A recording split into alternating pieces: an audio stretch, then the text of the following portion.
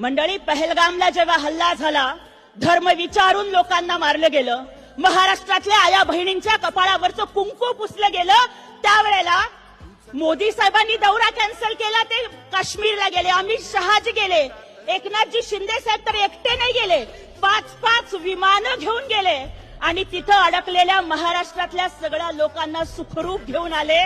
तिथल्या महिला म्हणत होत्या महाराष्ट्रातल्या की साहेब, आम्हाला माहित होतं तुम्ही येणार, कारण आमचा लाडका भाऊ, सख्खा भाऊ येणार नाही पण लाडका भाऊ येणार ह्याची गॅरंटी होती. 5 विमानं घेऊन 550 पर्यटकांना महाराष्ट्रात सुखरूप परत आणेपर्यंत एकनाथजी शिंदे साहेबांनी सुखाचा श्वास घेतला नाही. आणि त्यावेळेला महाराष्ट्रातला आज प्रत्येक माणसाला माहितीये की मी जगाच्या कानाकोपऱ्यात कुठंही असेल आणि माझ्यावरती कुठलंही संकट कोसळलं तर मी फक्त एका माणसाला फोन करू शकतो आणि एका फोनवर तो माणूस मला मदत करेल. त्या व्यक्तीचं नाव एकनाथजी शिंदे साहेब.